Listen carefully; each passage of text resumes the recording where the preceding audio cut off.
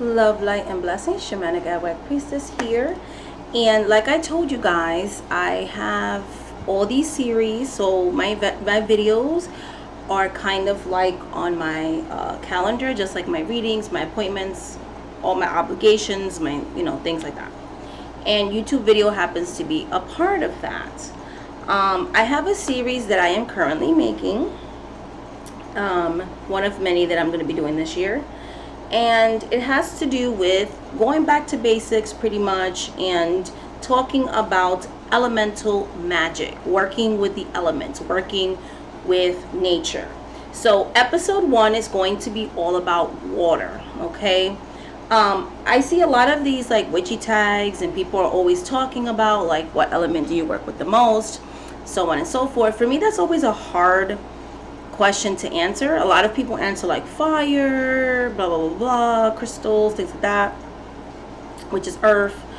But I don't see like water getting mentioned a lot, so I'm gonna go through all 5 elements within this series, and today I want to talk about water. If we think about water scientifically, okay, our bodies are made up of 70% water. We can go various days without eating, but we cannot go that long without water. We will actually die of dehydration quicker than we would die of lack of food. So water, literally our bodies crave and need water, okay? Water is a very important element, okay? That's why it's important to not continue to pollute our waters, deplete waters of animals like sharks who keep the water healthy, coral reefs, and all these things. Conservation and recycling and just being better stewards of the earth is important. I'm going to relate water to my path, which I know there's many paths. A lot of people that watch me are from different paths, different cultures, and all these things. So particularly speaking about the ATRs, we have several water spirits. Yemaya, for instance, watches over the ocean, okay? She is the spirit of the oceans. You have Oshun, which has a river in Africa. She comes from a specific town in Africa, but she watches over, she dwells in river waters. You have in voodoo, you have Loas, such as La Serene, who is the queen of the ocean, okay? Which a lot of people believe she is the cousin of Yemaya, not the same spirits. And you have Agwe, who is a admiral, who also watches over the ocean, okay? He is married to La Serene. You have, you have all these spirits that watch over the waters. You have Inle as well, the fisherman.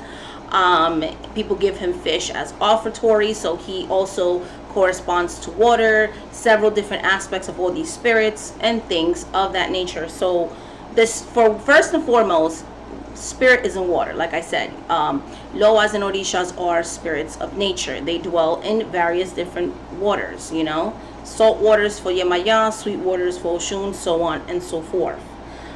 If we're talking about the ancestral altar, the Mesa Blanca, the white altar, okay, that you see a lot in hoodoo and conjure, espiritismo, espiritismo sancismo, bovedas, just various different paths, okay. You're going to see La Mesa Blanca, okay. One of the biggest elements you see in there is water. You have a champagne glass that's full of cool water that is used to contact and conjure spirits. So when we're talking about the ATRs, when we're talking about Taino practices, waters are very, very important, okay? You have spirits that, like I said, you have semis that live within the water realm as well.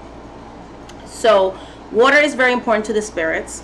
Waters are a good way to, again, conjure up spirits. If we're talking about the ATRs, especially from the diaspora, a lot of times ancestors, all of them take a offering of water. If you have nothing else to give to a spirit, a beautiful clear glass of cool water is a beautiful token of appreciation.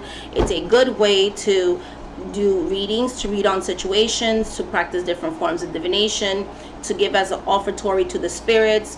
Water is one of the foundational ingredients of a spiritual bath. If you're making an herbal bath, you need to make it with water. So spiritual bath, so it's a good cleanser, it's a good purifier, okay? Things of that nature. One of the main components of a floor wash, if you're doing some type of spiritual mopping, if you're going to mop something, you need water. When you're making spirit sprays, water sprays, when you're putting crystals, or some people putting herbs and stuff, one of the main ingredients is water. So water is very important. There's different types of waters that people can use in their practice. I gather my own holy water most of the time, or I buy agua bendita. Okay, holy water is a very big foundational ingredient. Whenever I'm making any type of lights for the spirits, I use them to clean candles when I buy them from the store. I use them as ingredients, like I put a little bit of holy water in any type of spiritual baths, floor washes, you know, mystifying the air. I put a little bit on my oil lamps that I make, so hoodoo lamps, things of that nature. So I use a lot of holy water. Okay, there's different types of war water. This is good for a protector. Whenever you are in a spiritual war, people are throwing things against you. It's a good magic, like a magical practice, a spiritual practice that people are not going to know. You could sprinkle some of this on your entrance. You can mop your doorway with it, so anybody who comes with malice intentions are not even going to want to enter your home. You can sprinkle this on a neighbor that you don't like. They're not going to notice. Water evaporates, right? So it's not like you're throwing chicken bones in their yard. They can notice a chicken bone in the yard, but they're not going to notice water. So it's very good, you know. You have glory water, I love as well. It's really, really good for conjuring of spirits, okay? Good for offering, good to add to a floor wash if you want to raise the vibrations in your home. It's also a good for like victorious things. You can add it to a, you know, spiritual baths, so on and so forth. You know, some, like I said, people make their own war water. People, you know, you can collect ocean water and give it to the spirits. You can collect river water, so on and so forth. Water is very magical. Even the tap water that comes out of your faucet is magical. Spring water is magical. Again, all spirits take water offerings. They're a very good way to raise vibrations and to bring the spirits through. It is just such a beautiful offering. It is so important. You know, when you make food, next time you're cooking for your spirits, if you're making rice or things like that, most of us use water in our cooking. So always thank Yemaya, La Serene, the spirits that you work with, Oshun and Agwe, and all these spirits that work with water. Thank them for providing us with the healthy water that we drink every single day. You know, I really have started to really think about the importance of water when I have started my whole journey into being more healthy and loving myself and taking care of myself.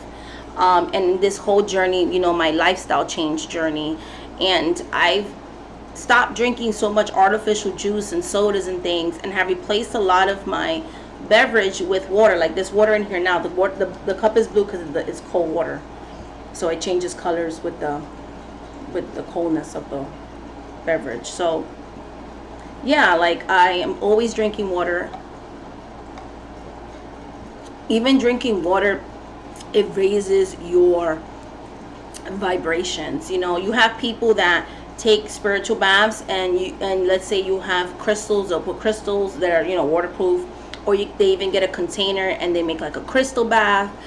You have people that buy these like really fancy cups, but it's like an encasing to protect you, because some crystals are poisonous if you just put them in a regular cup of water. So they'll have like special cups for that, and they'll drink like crystal elixir, things like that. So like I said, water is so magical. There's just so many ways in which you can use water in your practice. And again, I feel like sometimes water gets forgotten.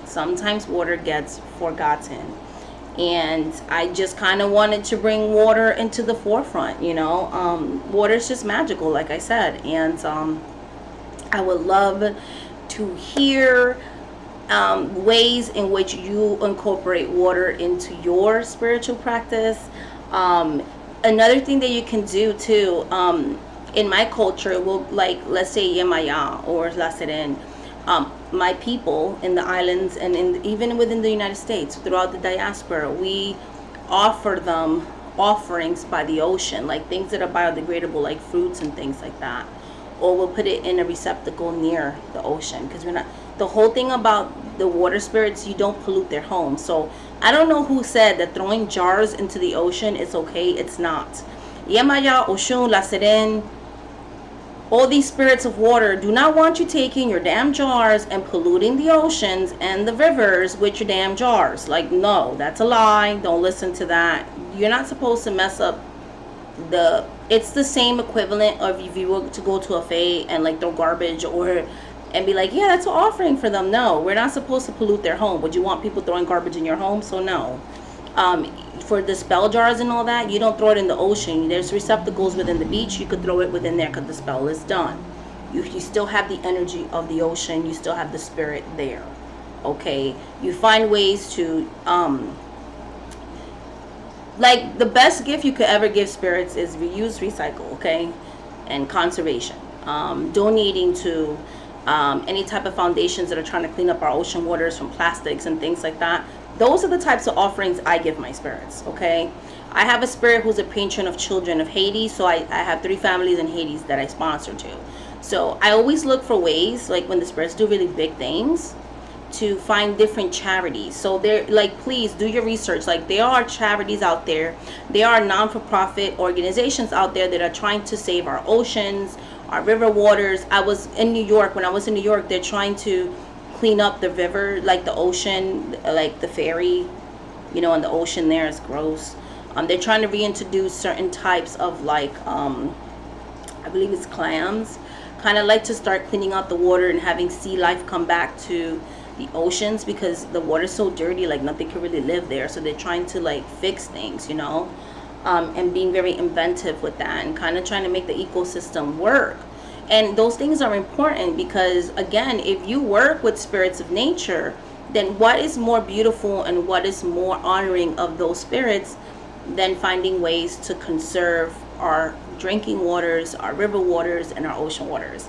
So yeah, that concludes episode 1. Hope you like this episode, guys. Much love, much light, much blessings. Thank you so much for watching this video, guys. And until the next video, I'll see you in the next video. If you want to work with me on a one-on-one basis, shamanic@workpieces.com, shamanic@workpieces.com.